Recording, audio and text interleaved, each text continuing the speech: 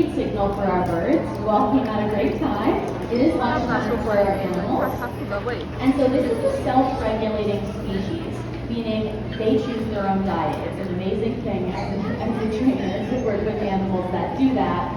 And that's because unlike dogs and cats that might inhale everything that we put in front of them, our penguins are really good at satiating themselves.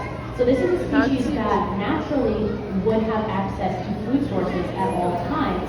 However, as I mentioned, due to human impacts, including overfishing, that is no longer the case, contributing to their natural decline.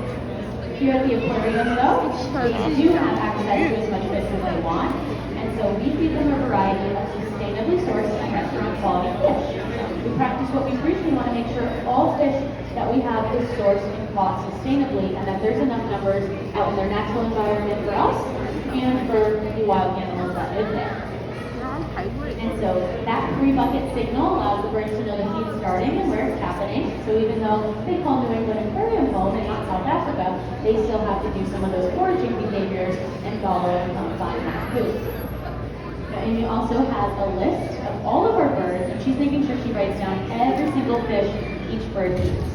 This is super important information because as their caretakers, we want to make sure that they are eating what's normal for that individual. So even though this is a colony species, every penguin is very different. So Bunker might eat 20 fish and Patrick might eat 2, and that could be normal. These guys regulate themselves on an individual basis, and when everyone molts could be different. If they're nesty, they might lay an egg, so they might fast for a few days. If they're about to shed their feathers and mold them for new ones, they might bulk up and eat a quarter of their body weight a day.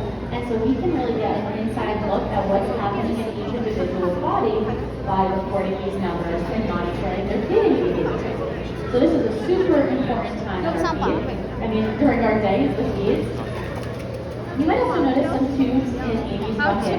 That's also super important for our colony because out in our natural environment, due to all of these different ailments contributing to their decline, we're also seeing their lifespan only reach about